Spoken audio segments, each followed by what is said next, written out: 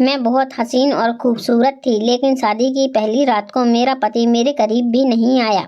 ये सब देखकर मेरे मन में कई सवाल उठने लगे कि शायद मेरा पति किसी और से प्यार तो नहीं करता है, या फिर कहीं वह नामर्द तो नहीं है।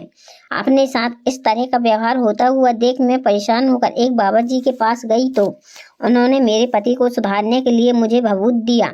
उस भभूत का मुझे अपने पति के खाने पीने की चीज़ों में मिलाना था। जब मैंने उस भभूत को अपने पति के खाने में मिलाया तो मेरे पति ने उस रात जो मेरा हाल किया, मेरी तो चीखें ही निकल गईं। मेरा नाम नैना है, मैं दिखने में बहुत खूबसूरत थी। अभी मेरी उम्र बहुत कम थी कि मेरे घर वाले मेरी शादी के बारे में सोचने लगे। अपनी शादी की बात सुनकर मैं हैरान थी कि शादी वो भी मेरी, और इतनी जल्दी। पर अब तो जो होना था वह होने ही वाला था। मेरी उम्र कम होने के नाते शादी के बारे में मुझे कुछ भी पता नहीं था कि शादी के बाद होता क्या है। मेरा बचपना और नासमझी देखकर मेरी माँ ने मुझे कुछ दिनों के लिए मेरी मौसी के घर पर भेज दिया, क्योंकि मौसी के घर शादीशुदा और मेरी हम उम्र की बहुत सी लड़कियां थीं, ताकि वह लोग शादी की बात होने वाली सभी बातों की ट्रेनिंग मुझे अच्छे से दे सकें। मौसी के घर जाते समय मेरी माँ ने मुझे समझाया कि तुम उनके घर पर रहोगी तो वो लोग तुम्हें सब कुछ सिखा देंगे। शादी के बाद घर कैसे बसाना है, किसके साथ कैसी बातें करनी है। मेरी तैयारी ऐसी करवाई जा रही थी जैसे कि मैं जंग पर जाने से पहले फौजी की ट्रेनिंग करवाई जाती है। मौसी के घर मेरे दिन बहुत अच्छे गुजर रहे थे, क्योंकि वहाँ पर मेरी हम उम्र सारी लड़कियाँ थीं। शादी से पहले मुझे बहुत कुछ सिखाया गया और कुछ दिन बाद मेरी शादी करवा दी गई। मैं दुल्हन बनकर अपने ससुराल आ गई। शादी की पहली रात को अपने मन में ढेरों ख्वाब लिए मैं सुहाग की सेज पर दुल्हन बनी बैठी हुई थी और अपने पति का बेसब्री से इंतजार कर रही थी। लेकिन कुछ देर बाद जब मेरा पति मेरे कमरे में आया तो उसकी हरकत देखकर तो मैं हैरान थी, क्योंकि जो बातें मुझे मेरी मौसी के घर पर सिखाई गई थी कि शादी की पहली रात को तुम्हारे साथ ये होगा वह होगा, पर ऐसा तो कुछ भी मेरे साथ नहीं हो रहा था। ना तो मेरे पति ने मेरा घूंघट उठाया और ना ही मुझे मुंह दिखाई का कोई तोहफा दिया। अपने साथ ये सब ना होता हुआ देखकर मुझे बार बार मेरी मौसी के घर की बातें याद आ रही थीं, क्योंकि जो बातें मुझे वहाँ पर सिखाई गई थी वैसा तो कुछ भी नहीं था। मेरा पति तो मुझसे दूर दूर था। मैं अपने पति की हरकत देखकर बहुत परेशान थी कि आखिर ये मेरे साथ ऐसा क्यों कर रहा है। मैं तो बहुत ज़्यादा खूबसूरत और हसीन थी और कम उम्र की भी थी, फिर भी मेरे पति ने एक बार भी मेरी तरफ नज़र उठाकर नहीं देखा था। मैं पूरी रात रोकर रह गई, पर उसने मुझसे कुछ भी पूछा तक नहीं, बल्कि वो तो चादर तानकर सो गया। अगली सुबह मैंने घर में किसी को यह महसूस नहीं होने दिया कि रात को मेरे पति ने मेरे साथ ऐसा बर्ताव किया। ऐसे ही किसी तरह मेरे दिन गुजर रहे थे। मैं अंदर ही अंदर घुट रही थी, क्योंकि यह बात मैं किसी को बता भी नहीं सकती थी, क्योंकि ये तो मेरे और मेरे पति के बीच की बातें थी। मैं किससे कहने जाती। कुछ दिनों बाद मेरी मौसी की बेटी अंजलि मुझसे मिलने आई। वह लगभग मेरी हम उम्र थी और हम दोनों के बीच दोस्ती जैसा रिश्ता था। उसे देखकर मैं बहुत खुश हुई। मैंने उसे चाय नाश्ता कराया और अपने कमरे में लेकर आ गई और कमरे का दरवाज़ा बंद कर दिया। दरवाज़ा बंद करने के बाद उसे पकड़कर मैं फूट फूट कर रोने लगी। मुझे यूं रोता हुआ देखकर उसने पूछा, क्या हुआ नैना, तुम रो क्यों रही हो। मैंने रोते हुए अपने और अपने पति के बीच की सारी हकीकत उसे बता दी। यह सब सुनकर मैं हैरान थी। उसने हैरानगी से कहा, ऐसा हो ही नहीं सकता कि शादी की पहली रात हो और तुम जैसी भी हो और पति पत्नी के करीब न आए, उससे बात तक न करे। ऐसा कैसे हो सकता है। मुझे तो लगता है कि तुम्हारे पति के साथ कोई बहुत बड़ी प्रॉब्लम है। मैंने घबराकर पूछा, कैसी प्रॉब्लम। उसने कहा, या तो वह किसी और के प्यार में पागल है, या तो उसे किसी ने कुछ करवा दिया है कि वह तुम्हारे करीब कभी नहीं आई। उसने कहा, लेकिन तुम घबराओ नहीं, इसका इलाज है। मैंने उसे घबराकर पूछा, कैसा इलाज और कहाँ पर। अंजलि ने बताया कि उसके गांव में बाबा जी हैं। वह इस तरह के लोगों को बहुत अच्छा इलाज करते हैं। अगर तुम कोई बहाना बनाकर मेरे घर पर आ जाओ तो हम उन बाबा जी के पास तुम्हें लेकर चलेंगे। मैंने कहा, ठीक है अंजलि, मैं ज़रूर आऊँगी। ये सब बातें कर और मुझे समझा बुझाकर अंजलि वापस अपने घर चली गई। एक दिन मैंने अपनी सास से कहा, माँ जी मुझे कुछ दिनों के लिए मायके भेज दीजिए, मेरा मन बहल जाएगा। उन्होंने मेरी इस बात को इनकार नहीं किया। कहा, ठीक है, अगर तुम जाना चाहती हो तो चली जाओ। मुझे पता था कि मेरे पति तो मुझे ले नहीं जाएंगे, इसलिए मैंने अपने भाई को बुला लिया। मेरा भाई मुझे लेने आ गया।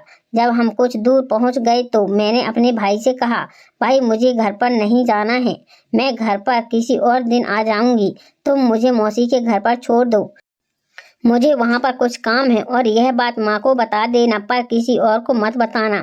मैं 1-2 दिन बाद जब फ़ोन करूँगी तो मुझे मेरे ससुराल पहुँचा देना। मेरी इस बात पर भाई ने मुझसे ज़्यादा सवाल जवाब नहीं किया, क्योंकि शादी के पहले मैं अक्सर मौसी के घर जाया करती थी।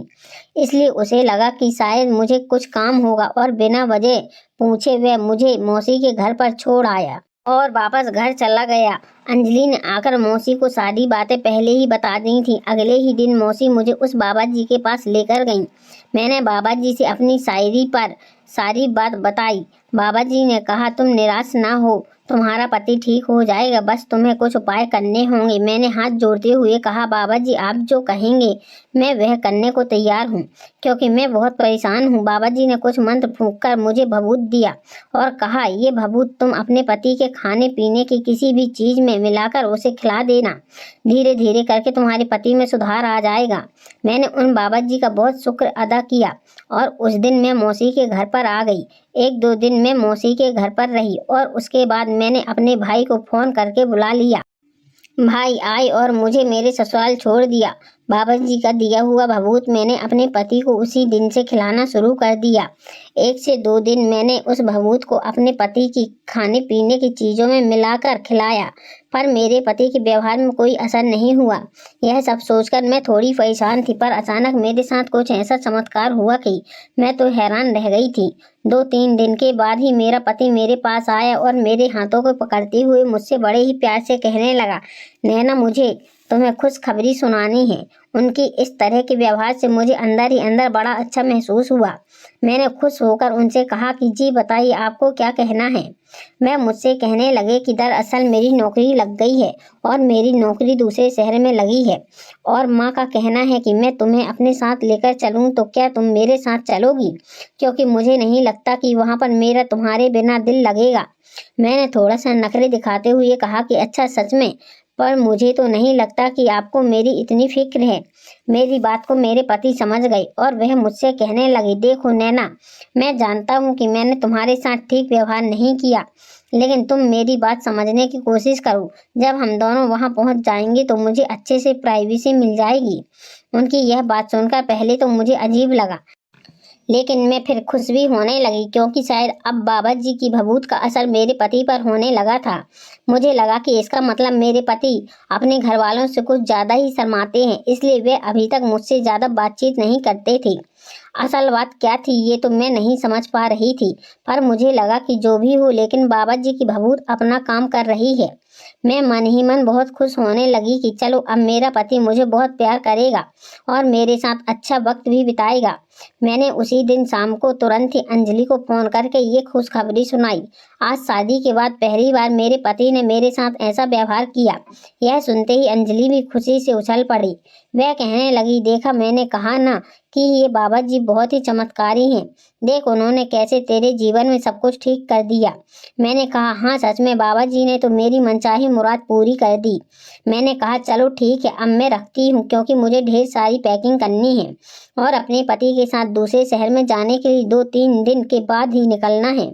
शाम को जब मेरे पति लौटकर आए तो उनका चेहरा कुछ उतरा हुआ था। मैंने उनसे पूछा कि क्या हुआ, अभी तक तो आप बहुत खुश थे, लेकिन आज आप इतना उदास क्यों लग रहे हैं।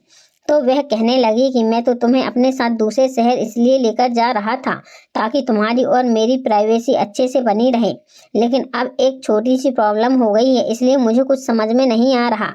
मैंने उनसे कहा कि बताइए आखिर क्या प्रॉब्लम है, तो वह मुझसे कहने लगे कि दरअसल मेरा जो बचपन का बेस्ट फ्रेंड है उसकी भी जॉब उस शहर में लगी है और उसके रहने का इंतजाम अभी कहीं भी नहीं हो पा रहा है। और जब उसे यह पता चला कि मैं उस शहर में रहने जा रहा हूँ तो उसने मुझे रिक्वेस्ट की कि क्या मैं उसे कुछ हफ्तों के लिए अपने घर में रहने दे सकता हूँ। वैसे तो मैं उसे बेझिझक हाँ बोल देता अगर मैं अकेले रहने जाता, क्योंकि मैं तो तुम्हें साथ लेकर जा रहा हूँ, इसलिए मैंने उससे कुछ वक्त की मोहलत मांगी ताकि मैं उसे सोच समझकर जवाब दे सकूं। मुझे समझ नहीं आ रहा कि मैं उसे हाँ बोलूं या ना बोलूं। मैंने अपने पति से कहा कि इसमें इतना परेशान होने वाली कोई बात नहीं है, वैसे भी आपको जो घर रहने के लिए मिला है वह बहुत ही बड़ा है, तो वह आपके दोस्त भी आराम से रह सकते हैं और फिर हम सब अलग अलग कमरों में रह रहे होंगे तो हमारी प्राइवेसी भी आराम से बनी रहेगी और मुझे उनके साथ रहने में कोई भी प्रॉब्लम नहीं है। तो फिर आप इतना क्यों सोच रहे हैं? मेरी बात सुनकर मेरे पति ने तुरंत ही खुशी खुशी मुझे गले से लगा लिया। वह कहने लगे, नैना तुम सच में बहुत अच्छी हो। मैं तो एक बहुत बड़ी उलझन में पड़ गया था कि अब मैं क्या करूँगा, लेकिन तुमने तो मेरी प्रॉब्लम चुटकियों में सॉल्व कर दी। मैं अपने दोस्त को मना भी नहीं करना चाहता था क्योंकि उसने मुझ पर पहले बहुत सारे एहसान किए हैं और तुम्हारी एक हाँ ने सब कुछ तुरंत ही ठीक कर दिया। अपने पति का मेरे प्रति प्यार देखकर मैं मन ही मन फूली नहीं समा पा रही थी। मैं यही सोच रही थी कि अब तो मेरा पति धीरे धीरे मेरी चाहत में दीवाना ही हो जाएगा और मुझे भी उसे इसी तरह से खुश रखना होगा। 2 दिन के बाद ही मैं अपने पति के साथ दूसरे शहर में शिफ्ट हो चुकी थी। मैं सच में बहुत ही खूबसूरत थी। मैं अपने आप को किसी महारानी के जैसा महसूस कर रही थी जो अब एक इतने बड़े बंगले में अकेले राज करने जा रही थी। मुझे अपने पति के दोस्त भी बहुत अच्छे लगे। 2 दिन तो घर में सारे सामान की शिफ्टिंग करने में ही निकल गए। बाद में जब सब कुछ सेट हो गया तब मैंने चैन की सांस ली। मेरे पति और उनके दोस्त ऑफिस जाना शुरू कर चुके थे। मैंने भी घर की बागडोर संभाल ली थी, लेकिन मैंने सोच लिया था कि अब मैं अपनी शादीशुदा जीवन की एक खूबसूरत शुरुआत करूंगी। इसलिए आज रात मैंने अपना कमरा बहुत खूबसूरत तरीके से सजाया और खुद भी मैं इतने अच्छे से तैयार हुई कि आज मैं किसी अप्सरा से कम नहीं लग रही थी। रात को जब मेरे पति लौटकर आए तो मैं मन ही मन उनके और मेरे मिलन के सपनों में खो चुकी थी। मेरे पति के कमरे में आते ही मैंने उनके साथ प्यार भरे पल बिताने की शुरुआत कर दी। वह भी धीरे धीरे मेरा साथ देने लगी, जिससे मेरे अंदर की बेचैनी और ज़्यादा बढ़ने लगी। तभी उन्होंने मुझसे कहा कि आज तो मैं तुम्हारे लिए कुछ लेकर आया हूँ। यह सुनकर तो मैं बहुत खुश हो गई कि आज शादी के बाद पहली बार मेरे पति मेरे लिए कुछ लाए हैं। उसके बाद उन्होंने अपने बैग से एक छोटा सा पार्सल निकाला जिसमें रबड़ी थी। रबड़ी का नाम सुनकर ही मैं तो खुशी से उछल पड़ी क्योंकि मुझे रबड़ी खाने में बहुत पसंद थी। उस दिन मेरे पति ने अपने हाथों से मुझे रबड़ी खिलाई। मैंने उनसे भी कहा कि आप भी थोड़ी खाइए, पर वह कहने लगी कि मुझे तो मीठा पसंद नहीं है, लेकिन हाँ हो सकता है तुम्हारी संगत में मुझे भी धीरे धीरे मीठा पसंद आने लगे। उनकी बात सुनकर मैं बहुत शर्मा गई। रबड़ी खाने के बाद मैं अपने पति की बाहों में समाने लगी और उसके बाद क्या से क्या होता गया मुझे खुद भी पता नहीं चला। सुबह जब मैं सोकर उठी तो बहुत ही खुशी महसूस कर रही थी। धीरे धीरे मेरे दिन यूं ही बीतने लगे। जब से मेरे पति को यह बात पता चली कि मुझे रबड़ी खाने में पसंद है तो वह अब नियम से हर रोज मेरे लिए रबड़ी लाने लगे।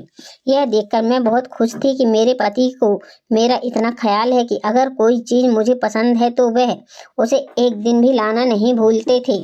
पर मुझे एक बार बहुत ही अजीब लग रही थी कि अब धीरे धीरे मेरे पति का व्यवहार मेरे प्रति बिल्कुल वैसा ही होने लगा जैसा कि शादी के बाद था। बस सिर्फ रबड़ी ही मेरे लिए प्यार से लेकर आते थे। उसके अलावा वह मुझसे कोई खास बातचीत नहीं करते थे। मैं उनके करीब जाने की जब भी कोशिश करती तो वह मुझे यह कह देते कि मैं आज बहुत ज़्यादा थका हुआ हूँ।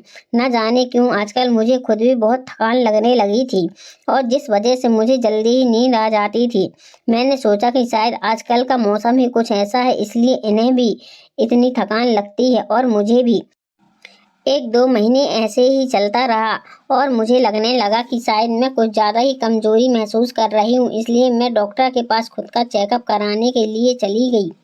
मुझे डॉक्टर ने कुछ दवाइयाँ लिख दी और एक डाइट चार्ट बनाकर दिया और सख्ती से कहा कि आपको इसे फॉलो करना होगा। मैंने भी सोचा कि जब सेहत अच्छी नहीं रहेगी तो फिर मैं अपनी ज़िंदगी को एंजॉय कैसे करूँगी, इसलिए मैंने उस डाइट चार्ट को फॉलो करना शुरू कर दिया। उस रात जब मेरे पति मेरे लिए रबड़ी लेकर आए तो पहले तो मैंने सोचा कि अगर 1-2 दिन खा लूँ तो कुछ भी नहीं होगा, पर फिर मैंने सोचा कि ऐसे तो फिर ये रोज़ का हो जाएगा। इसलिए उस दिन मैंने रबड़ी को फ्रिज में जाकर रख दिया और चुपचाप जाकर लेटकर सो गई। आधी रात के वक्त मुझे कुछ अजीब सी आवाज़ें सुनाई दी, जिससे मेरी अचानक आँख खुली। मैंने जब उठकर देखा तो मेरे पति बिस्तर पर नहीं थे। मुझे लगा कि ये इतनी रात को आखिर कहाँ चले गए। तभी मैं तुरंत ही कमरे से बाहर निकल कर आ गई, पर मुझे मेरे पति बाहर कहीं भी नजर नहीं आ रहे थे। मैंने ध्यान दिया कि आवाज़ें मेरे पति के दोस्त के कमरे से आ रही थीं। मुझे लगा कि हो सकता है ये दोनों आपस में बातें कर रहे हों।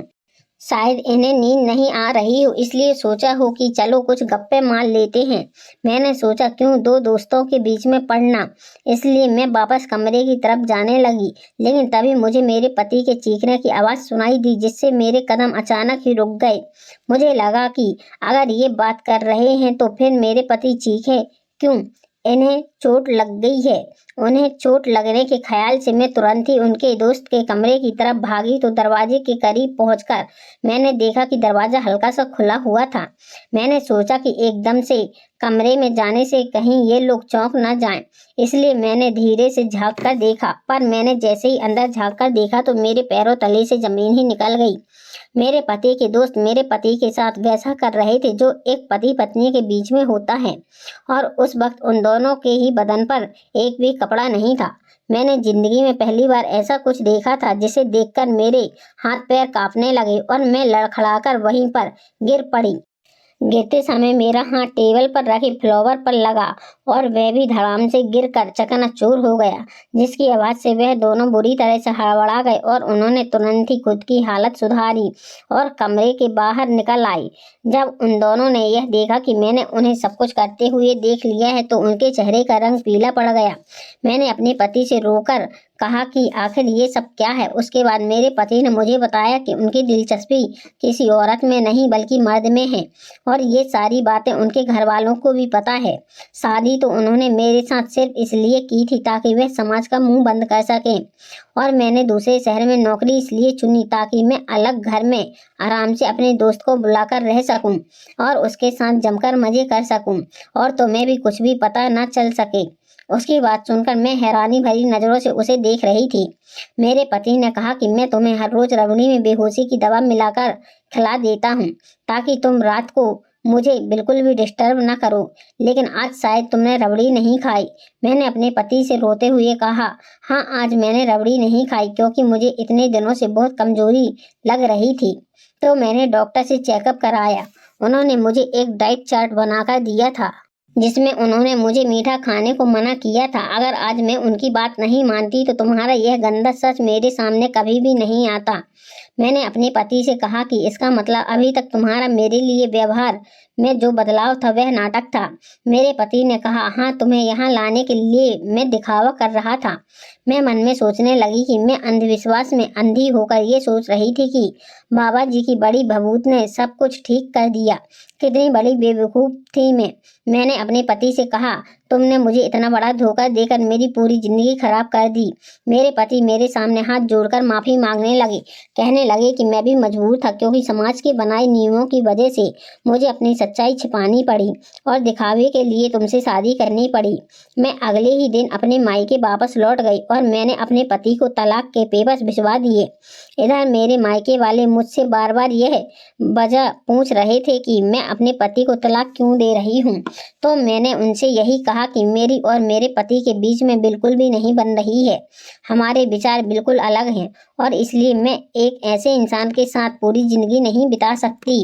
इधर जब तलाक के आखिरी दिन मैं अपने पति से मिली तो उन्होंने मुझे धन्यवाद कहा क्योंकि मैंने उनकी सच्चाई को छुपा कर रखा था, पर वह मुझसे बार बार पूछ रहे थे कि उन्होंने तो मेरे साथ इतना बुरा किया, लेकिन फिर भी मैंने उनकी इस बात को किसी को क्यों नहीं बताया। तो मैंने उनसे कहा कि मैं आपके जैसी नहीं हूँ जो किसी इंसान की ज़िंदगी खराब करने में दो पल भी ना सोचे, और मैं आपसे इतना ही कहूँगी कि जब आप ये हिम्मत करके खुद की असलियत को स्वीकार नहीं कर पा रहे हैं तो फिर आप इस समाज में यह उम्मीद कैसे रखते हैं कि वह आपको स्वीकार कर लें। इसलिए अपने लिए और अपने रिश्ते के लिए स्टैंड लेना कि दुनिया को दिखाने के लिए खुद की और दूसरे की ज़िंदगी खराब करें। कुछ दिन के बाद मेरे लिए एक अमित नाम के शख्स का रिश्ता आया। अमित की पत्नी एक हादसे का शिकार हो गई थी और वह अब इस दुनिया में नहीं थी। उनका 2 साल का एक बेटा भी था। शादी से तो मेरा मन ही हट चुका था, पर मेरे घर वालों ने मुझे बहुत समझाया। इधर मुझे शादी से पहले अमित के साथ बात करने और घूमने का मौका भी दिया गया। अमित से मिलने के बाद मुझे एहसास हुआ कि दुनिया में अगर कुछ लोग मतलबी हैं तो कुछ लोग ऐसे भी हैं जो निस्वार्थ आपके लिए कुछ भी कर सकते हैं। अमित बहुत अच्छे इंसान थे। उन्होंने कुछ दिनों में ही मेरा दिल जीत लिया और मैं भी उनसे शादी करने के लिए मान गई। मेरी और अमित की कुछ दिनों बाद शादी हो गई। मैंने उनके बेटे को भी दिल से अपना लिया। आज मेरी शादी को 10 साल हो चुके हैं, पर अमित मुझे इतना खुश रखते हैं जिससे मुझे ऐसा लगता है कि जैसे मेरी अभी नई नई शादी हुई हो। इधर कुछ दिनों के बाद मुझे पता चला कि मेरे पहले पति के घर वाले ने उनकी दोबारा शादी करने की कोशिश की, तो उन्होंने इस बार हिम्मत दिखाते हुए अपने घर वालों को साफ इनकार कर दिया और वे अपने उस दोस्त के साथ दूसरी जगह रहने लगे थे। मैं भी यह देखकर खुश थी कि वह जिसे चाहते थे आज वह उसके साथ सुखी जीवन बिता रहे हैं, जैसे कि मैं अपने पति के साथ बिता रही हूँ। दोस्तों, हमारे समाज में कुछ ऐसे नियम बना दिए गए हैं जिनको मानने के लिए हर किसी को मजबूर किया जाता है, जबकि ऐसा नहीं होना चाहिए। इंसान की खुशियाँ हर नियम से सबसे ऊपर होती हैं। कभी भी किसी भी चीज को किसी को जबरदस्ती से पसंद नहीं करवाया जा सकता, इसलिए जैसा जो रहना चाहे उसे वैसे ही रहने देना चाहिए। यह जरूरी नहीं कि समाज का बनाया हुआ हर नियम सही हो, गलत भी हो सकता है। दोस्तों, आशा करती हूँ कि आपको हमारी यह कहानी पसंद आई होगी। कहानी पसंद आई हो तो वीडियो को लाइक करें, चैनल पर नए हैं तो चैनल को सब्सक्राइब करें, नोटिफिकेशन को जरूर दबाएं ताकि अगली अपडेट सबसे पहले आपको मिले। धन्यवाद।